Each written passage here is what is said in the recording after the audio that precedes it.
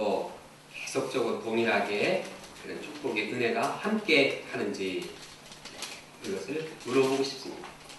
왜 이런 질문을 하냐면 우리가 주님께서 주신 그 영적인 축복들이 많은데 이것을 마음에 유지할 뿐만 아니라 더 풍성히 하도록 하기 위해서입니다. 물론 아직 예수님을 인격적으로 영접하지 못한 분들은 이 시간에 영접하고 체험하시기를 원합니다. 우리가 이제 하나님으로부터 받은 축복을 계속적으로 유지한 사람들은 얼굴을 보면 정말 써 있습니다. 표정이 하나님의 축복을 받았다 하는 것이 이제 잘 나타나 있습니다. 근데 어떤 분은 어디다가 감췄는지 아니면 축복을 어디다가 팔아먹었는지 정말 받았는지 잘 나타나지가 않습니다. 잘 봐도 그냥 심각하고 이런 걸 보면 의심이 갈 때가 있습니다. 우리가 이 시간 본문을 영접함으로써 의롭게 된 자의 축복을 누리는 생활을 하시기를 원합니다. 의롭게 된 우리는 평화를 누립니다. 의롭게 된 우리가 무엇을 누린다고요? 우리가 마음속에서 원하는 것은 평화입니다. 이것을 어떻게 할 수 있을까요? 예수님께서 탄생하셨을 때 천군 천사의 찬송을 들어보면 알 수 있습니다. 그들이 뭐라고 했습니까? 땅에서는 평화로다. 예수님의 이 땅에 탄생하신 것은 우리들에게 필요한 평화를 주기 위해서였습니다. 예수님께서 십자가에 돌아가시기 전에 제자들에게 주신 말씀 중에 하나는 무엇입니까? 내가 평안을 너에게 끼치노니 나의 평안을 너에게 주노라. 그리고 예수님께서 부활하셔서 제자들에게 주신 말씀 역시 무엇입니까? 너에게 평안이 있을지어다. 너에게 평안이 있을지어다. 너에게 평안이 있을지어다. 3번 반복해서 제자들에게 말씀하고 있습니다. 얼마나 우리에게 제자들에게 평안이 필요했으면 이렇게 3번이나 반복해서 평화를 말했을까요? 예수님뿐만 아니라 사도 바울의 서신을 보면 대부분의 서신들의 서두에 어떤 인사가 나옵니까? 너에게 은혜와 평강이 있기를 바란다. 평강을 기원하고 있습니다. 가장 먼저 사도 바울이 기도한 것은 은혜와 평강이 있기를 바라는 것입니다. 이것을 볼 때 우리에게 가장 필요한 것은 평화인 것을 볼 수가 있습니다. 그런데 문제는 이 땅에 평화가 없다는 것입니다. 이 땅에 사는 사람들에게는 평화가 없습니다. 사람들은 평화를 원하지만 그러나 실제적으로는 이 땅에는 평화가 없습니다. 평화시장에 가도 진정한 평화가 없습니다.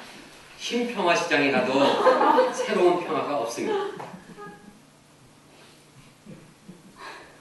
평화시장에 가면 평화 대신에 두려움이 있습니다. 막았을까봐 두려움이 있습니다. 어떤 젊은이는 인류대학에 들어가지 못해서 마음이 괴롭습니다. 열등감 때문에 마음이 시끄럽습니다. 그러면 인류대학에 다니는 학생들은 마음이 평안합니까? 그들은 더 마음이 괴롭습니다. 경쟁심 때문에 더 마음이 복잡하고 그래서 자살하는 학생들도 인류대생들이 더 많습니다. 직장도 마찬가지입니다. 원하는 직장에 들어가지 못한 사람들은 이것으로 인해서 마음이 괴롭습니다. 근데 원하던 직장에 들어간 사람은 또 마음이 평안합니까? 그렇지 못합니다. 오히려 치열한 경쟁과 인간 갈등으로 인해서 마음이 괴롭습니다. 돈이 많으면 마음이 평안할 것으로 생각합니다. 그러나 신문 보도에 따르면 통계를 내보니까 부자들이, 거부들이 더 마음이 불안하고 부담스럽다고 합니다. 왜냐하면 누가 언제 어디서 돈을 빼갈지 모르기 때문에. 그래도 돈이 좀 있었으면 좋겠죠? 2005년 6월 29일 오전 9시 동호대교 부근 한강에서 정모 할머니가 숨진 채 발견이 되었습니다. 경찰은 이 할머니가 이제 너무 연약하고 기댈 데도 없고 돈도 없고 그래서 자살한 것으로 추정했습니다. 그런데 다시 조사를 해보니까 이 할머니에게는 자기 이름으로 된 재산이 60억이 있었습니다. 반포동 고급 아파트에서 아주 좋은 집에서 살고 있었습니다. 그래서 다시 이제 수사를 해보니까 이 할머니는 자녀들이 있는데 그 자녀들이 그냥 그 자기 어머니 돈 빼가려고 하고 그것을 인해서 막 싸움하고 언성 높이고 그런 사건이 있었다고 이렇게 나타났습니다. 결국 그 할머니에게 돈이 많았지만 마음의 평화가 깨졌습니다. 돈으로 인한 여러 가지 불화가 그를 이제 자살로 인도한 것입니다. 이처럼 세상의 불행은 평화가 없다는 것입니다. 돈이 많아도 좋은 직장에 가도 학문을 잘 담당해도 이 세상에는 평화가 없습니다. 더 심각한 것은 평화를 이제 이룰 수 없다는 것입니다. 영원히 평화를 얻을 수 없고 이룰 수 없는 것이 이 세상의 비참한 모습입니다. 왜 이 땅에 이렇게 평화가 깨졌습니까? 이 땅에 평화를 깬 근본 원흉은 누구입니까? 그것은 죄입니다. 그런데 이 죄라는 놈은 아무도 인간의 힘으로 해결할 수가 없습니다. 죄 문제를 해결하지 못하니까 평화가 없고 죄 문제로 인해서 사람들은 죄를 짓고 이 세상은 평화가 사라지고 점점 살벌한 세계가 되었습니다. 그러나 평화 없는 이 땅에 이제 우리에게 주어진 축복이 무엇입니까? 그것은 예수 그리스도를 믿음으로 말미암아 평화를 누리게 된 것입니다. 다 같이 1절을 함께 읽겠습니다. 시작. 그러므로 우리가 믿음으로 의롭다 하심을 받았으니 우리 주 예수 그리스도로 말미암아 하나님과 화평을 얻자. 우리가 하나님을 믿으니까 하나님은 우리를 의롭다 해주셨습니다. 우리가 죄 없다고 인정하시고 우리의 죄 문제를 해결해 주셨습니다. 우리 마음에 죄 문제가 해결되니까 하나님과 우리와의 평화의 관계가 이루어졌습니다. 하나님께서 우리 마음에 평화를 줄 때 이 평화는 다른 어떤 누구도 무엇도 깰 수가 없습니다. 이 평화는 우리에게 주신 하나님의 평화요. 이 평화는 근원적인 평화요. 이 평화는 진정한 평화요. 이 평화는 영원한 평화입니다. 이 평화는 그리스도 예수로부터 오는 평화이기 때문에 결코 아무 누구도 이제 깰 수가 없는 것입니다. 중요한 사실은 이 평화가 인간의 힘으로 말미암은 것이 아니라 예수 그리스도로 말미암았다는 사실입니다. 짧은 11절 본문에 보면 말미암아라는 단어가 7번 반복되고 있습니다. 우리 주 예수 그리스도로 말미암아, 그로 말미암아, 성령으로 말미암아, 그의 피로 말미암아, 그의 아들의 죽으심으로 말미암아, 그의 살아나심으로 말미암아, 우리 주 예수 그리스도로 말미암아 우리가 받은 평화의 축복은 모두가 예수 그리스도의 축복으로 인한 것입니다. 예수님께서 십자가에 피 흘려 돌아가심으로 말미암아 우리가 평안을 누렸다고 우리가 이사야 여름사역 때 배우지 않았습니까? 예수님의 고난 때문에 우리가 나음을 받고 평안을 찾지 않게 되었습니다. 예수님으로 말미암아 우리는 죄에서 사함받고 마음의 진정한 평안을 누리게 되었습니다. 그러니까 우리가 평화롭게 되기 위해서는 지속적으로 예수님을 붙들고 예수님으로 말미암아 우리 마음을 새롭게 해야 합니다. 지난주 한 목사님은 마음이 평화롭지가 못했습니다. 그분이 평화롭지 못한 이유는 양들이 하도 속을 세게 해서 그랬습니다. 양들이 보는 반응을 보니까 참 마음이 힘들었습니다. 생각할수록 마음이 분통이 터지고 시끄러웠습니다. 또 연약한 자신을 볼 때도 화가 났습니다. 그래도 열심히 신앙생활을 한다고 했는데 이 결과를 보니까 회의가 생겼습니다.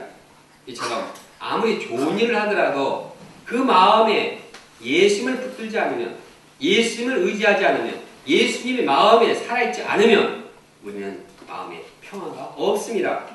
깨집니다. 우리가 연약한 자신에 매어있고 과거의 죄에 매어있고 또 문제에 매어있고 이렇게 다른 것에 우리 마음이 매어있으면 결코 평화를 누릴 수가 없습니다. 우리가 평화를 누리는 길은 예수님을 바라보고 예수님을 붙들고 예수님을 의지하는 데 있습니다.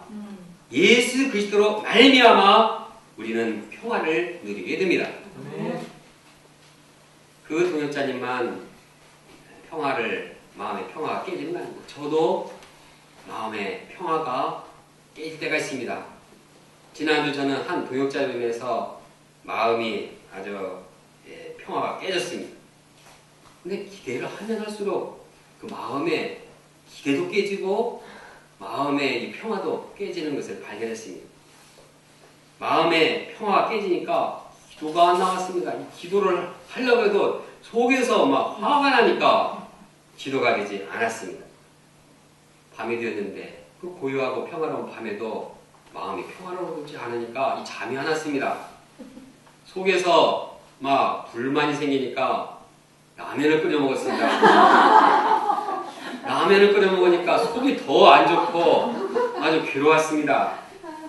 그것만으로 끝나지 않았습니다. 내 자신에 대한 회의가 밀려왔습니다. 너는 뭔데? 네가 또 나은 건 뭐냐? 뭐 그러려고 하면 목자생활 때렸죠. 이런 마음의 회의까지도 막 들어왔습니다.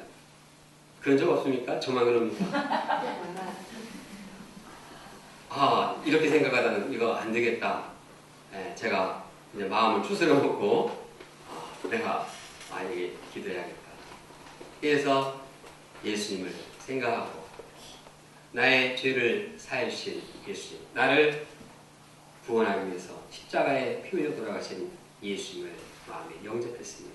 또 나를 이제까지 목자 생활을 인도하시고 연약하지만 그래도 끝까지 변함없이 사랑해 주신 예수님, 그 예수님을 마음에 영접했습니다.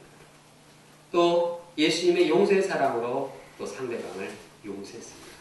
제 마음에 나를 바라보지 않고 상대방을 바라보지 않고 문제를 바라보지 않고 예수님을 영접하니까 그때 제 마음에 평화가 임했습니다. 평화는 사람으로 인해서 오는 것이 아니라 예수 그리스도로 말미암아 오는 것입니다. 우리 마음에 사람이나 일이나 다른 여러 가지보다도 예수 그리스도를 영접함으로써 어떤 상황에서도 마음의 평화를 누리는 자 되기를 간절히 원합니다. 둘째로 의롭게 된 우리는 하나님의 영광을 바라고 즐거워합니다.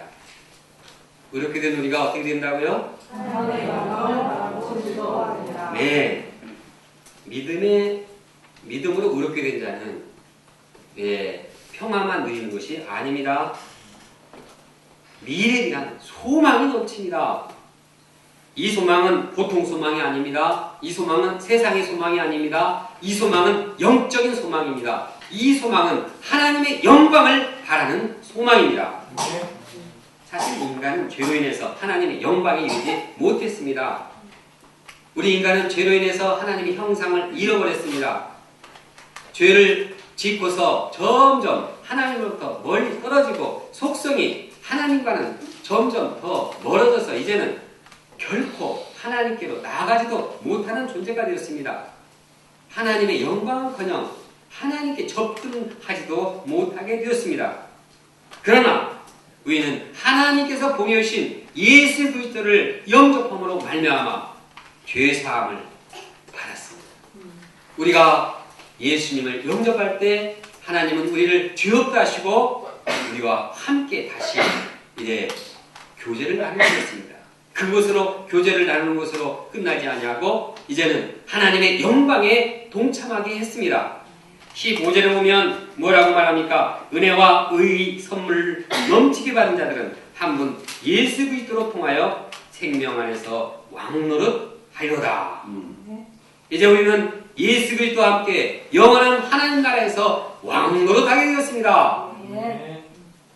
이 하나님의 영광을 바라는 것이 우리 인생의 진정한 소망입니다. 이것이 참다운 소망이요, 변치 않는 소망이요, 위대한 소망입니다.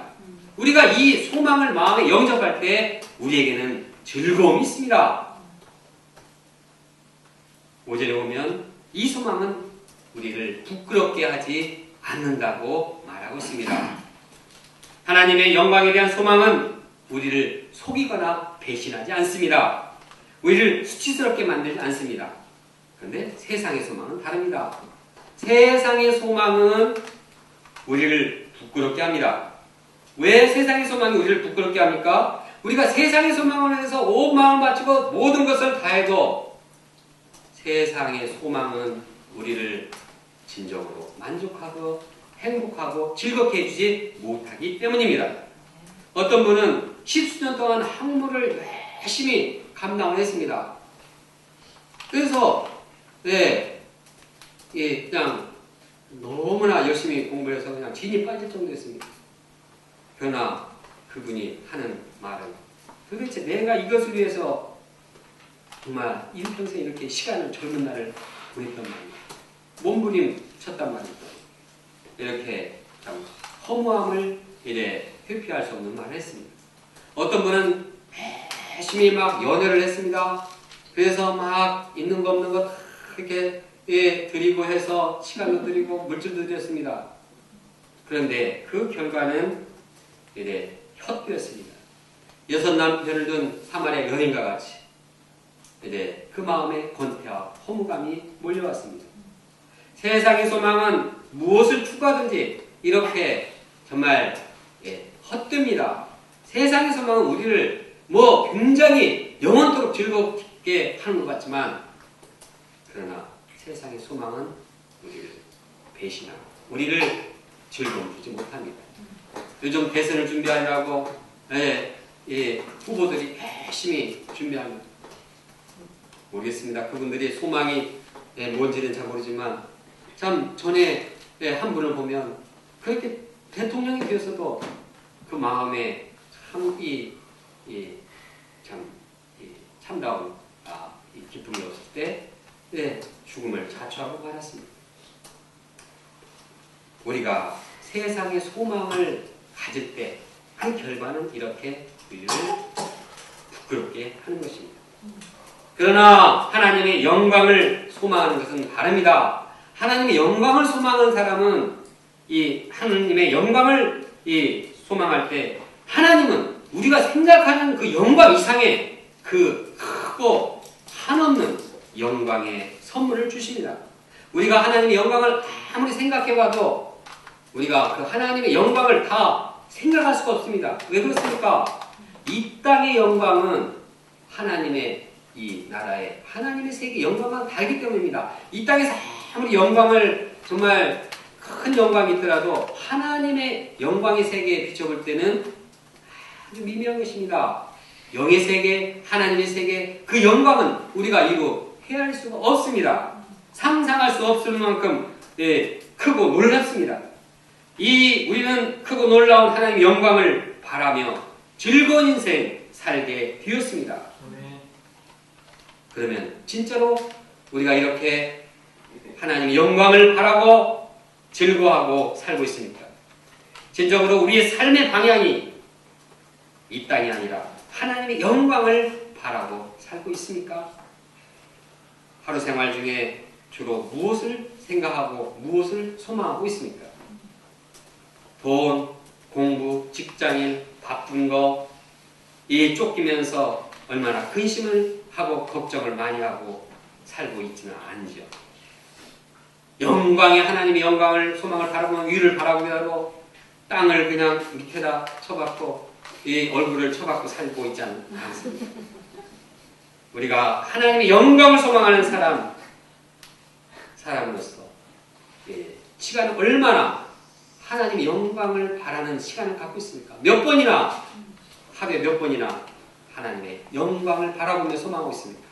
사도 바울은 무엇을 하든지 먹거나 마시거나 뭘 하든지 하나님의 영광을 위해서 하고 하나님의 영광을 소망하면서 하도록 말씀하고 있습니다. 예수 그리스도를 믿음으로 말미암아 우리가 이 땅에 평화를 누릴 뿐만 아니라 우리가 하나님의 영광을 바라는 소망으로 충만한 삶을 살 수 있기를 기도합니다. 네. 셋째, 의롭게 된 우리는 환난 중에도 즐거워합니다. 우리가 하나님의 영광을 바라며 살아갈 때에 항상 따라다니는 것이 있습니다. 하나님의 영광을 바라면 발수록 더 아주 찰거머리처럼 붙어서 안 떨어지는 친구가 있습니다. 이건 참 친구입니다. 아주 참 괴로운 친구입니다. 그것이 무엇입니까? 환난입니다. 환난은 하나님의 영광을 얻기 위해서 아주 항상 따라다니는 것입니다. 이것을 한 사도들은 환난에 대해서 성경에 쓴 이 사도들은 베드로나 바울이나 야고보나 사도 요한이나 다 환난이 있을 것이고 그 환난을 잘 감당하도록 권면하고 있습니다. 그런데 환난을 감당한다는 것은 그렇다 치고 환난을 어떻게 즐거워할 수가 있습니까? 환난을 어떻게 좀 우리가 매저키즘도 아닌데 매저키즘이 뭔지 압니까? 고통을 당하면서 이렇게 시달리면서 즐거움을 누리는 세디즘의 그 대주적인 우리가 정신이상자입니까? 환난을 당하면서 기쁘다? 이건 제정신이 아닙니다. 이건 참으로 어려운 일입니다. 그런데 성경은 그렇게 말하고 있습니다. 왜 그렇습니까? 그것은 고난을 통해 얻어지는 영적인 유익들이 많기 있기 때문입니다.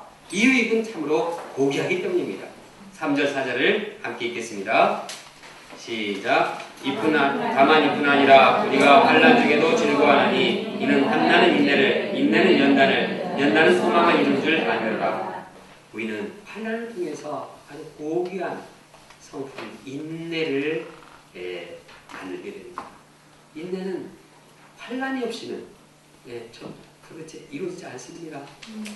또 인내를 하게 되면 이제 그 품격이 내면적인 인격이 점점 그리스도의 형상을 닮아갑니다. 인내하고 견디다 보면 마음에 있는 모든 불순물들, 죄악들이 다 빠져나가고 그 안에 그리스도의 형상이 새겨집니다. 그럴 때 우리는 환난을 통해서 하나님 나라의 순수한 소망을 갖게 되는 것입니다. 이처럼 환난을 통해서 얻어질 인내와 연단과 순수한 소망이 있기 때문에 이러한 영적인 축복들이 있기 때문에 우리는 환난 가운데서도 즐거워할 수 있습니다. 말은 쉽습니다. 그러나 환난 중에 즐거워하기는 정말 어렵습니다. 겨울철에 냉수 마찰하면서 시원하다 하는 것보다도 더 어렵습니다. 경지에 오르지 않고서는 참 힘듭니다. 어떤 목사님은 환난 중에 정말 즐거운 하냐 그랬더니 고통스러우면서 썩소를 준다고 합니다. 그냥 기쁨을 억지로 이렇게 진다고 합니다. 그런데 이렇게 썩은 민수로가 아니라 진짜 즐거워하는 사람들이 있습니다. 성경에 보면 예수님의 12사도를 보면 사도들 보면 인생의 마지막 순간까지도 찬양을 하면서 십자가에 거꾸로 매달려서 순교를 당할 때도 기쁨으로 생을 마치고 있습니다. 순교자 스데반의 순교의 장면이 성경에 사도행전 7장에 나옵니다. 그는 돌에 맞았습니다. 얼마나 아팠겠습니까? 그는 막 정죄를 당했습니다. 얼마나 마음이 괴롭겠습니까? 그러나 그의 얼굴은 천사와 같이 빛났다고 했습니다. 이것은 환난 중에도 즐거워하는 모습을 잘 보여주고 있습니다. 찬송가 431장을 작시한 분은 슈몰크 목사님입니다. 이분은 목회를 감당하라 너무나 지쳐서 30대 중풍과 백내장을 알아야 했습니다. 설상가상으로 어느 날 성도들을 이제 신방하고 돌아왔는데 그냥 집과 교회가 불이 다 타버렸습니다. 집과 교회만 탄 것이 아니라 두 아들이 있었는데 그냥 두 아들이 불타서 죽어버렸습니다. 그들은 이것을 보고 아주 그냥 하늘이 무너지듯 상심했습니다. 그러나 그분은 장례식 때 기도문을 써서 낭독했습니다. 내 주여 뜻대로 행하시옵소서. 온몸과 영혼을 다 주께 드리니 이 세상 고락감 주 인도하시고 날 주관하셔서 뜻대로 하소서. 내 주여 뜻대로 행하시옵소서. 큰 근심 중에도 낙심케 하소서. 극심한 환난 가운데서도 낙심하지 않았습니다. 오히려 그는 찬송시를 지어서 주님의 위로를 느끼며 감사했습니다. 큰 환난 중에도 주님의 인도하심을 믿고 찬양하는 모습입니다. 그러면 어떻게 우리가 이러한 환난 중에도 즐거워하면서 기뻐할 수 있습니까? 이것은 우리 맨정신으로는 할 수 없는 일입니다. 이는 마음에 하나님의 사랑이 구원받을 때 가능한 일입니다. 5절을 함께 읽겠습니다.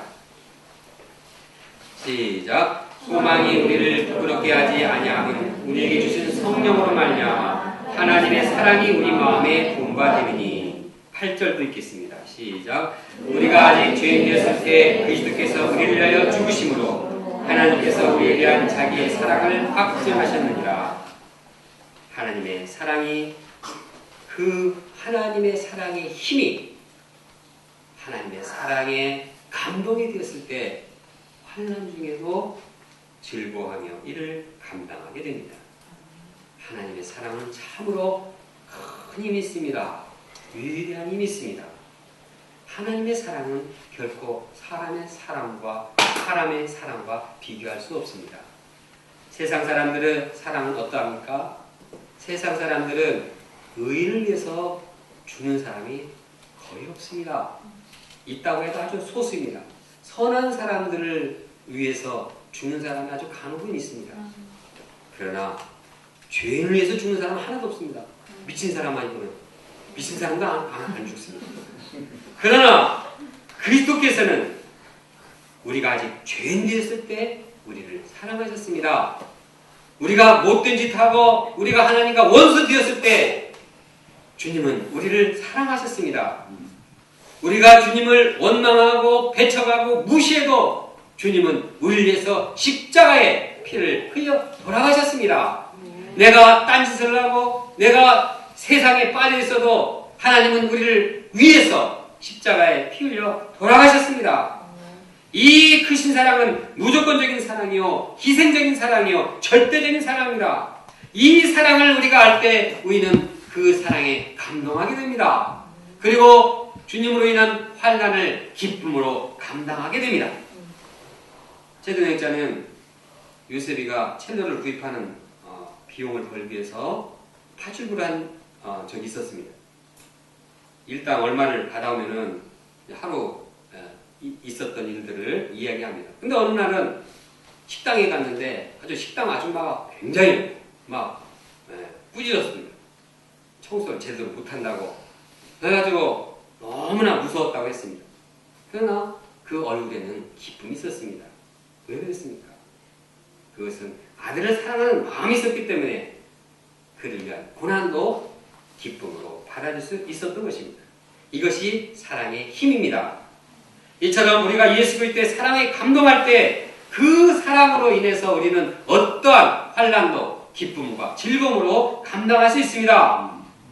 주님은 우리의 죄를 다 사시고 십자가의 피로 돌아가셨습니다. 우리가 방황하는 때, 우리가 이제 주님을 원망할 때도 우리를 위해서 십자가를 지시고 피 흘리셨습니다. 우리가 우리를 사랑하신 그 주님의 사랑을 영접할 때 우리는 그 사람에 감동되고 우리는 환난 중에도 양들을 이제 기쁨으로 섬길 수 있게 되는 것입니다. 결론적으로 믿음으로 의롭게 된 자의 축복은 참으로 크고 놀랐습니다. 의롭게 된 우리는 마음의 평화를 누리게 됩니다. 이 평화는 세상 어떤 것도 깰 수 없는 평화입니다. 또한 우리는 하나님의 영광을 바라보고 즐거워하게 됩니다. 더 나아가 우리는 환난 중에도 즐거워합니다. 우리는 이래도 좋고 저래도 좋고 환난 중에도 기뻐하고 즐거워하는 이러한 참으로 즐거운 자가 됩니다. 우리는 그리스도의 사랑이 있기 때문에 이러한 고난 중에도 기뻐하며 즐거워할 수 있습니다. 기뻐가는 이 가을에 우리에 대한 그 그리스도의 사랑이 우리 마음에 깊어지기를 원합니다. 그래서 우리가 동역자님들과 양들을 위해서 수고와 고난을 즐거움으로 감당할 수 있기를 간절히 기도합니다. 다 같이 1절 말씀을 함께 읽겠습니다. 시작. 그러므로 우리가 믿음으로 의롭게 하심을 받았으니 우리 주 예수 그리스도로 말미암아 하나님과 화평을 누리자. 기도하겠습니다. 감사하시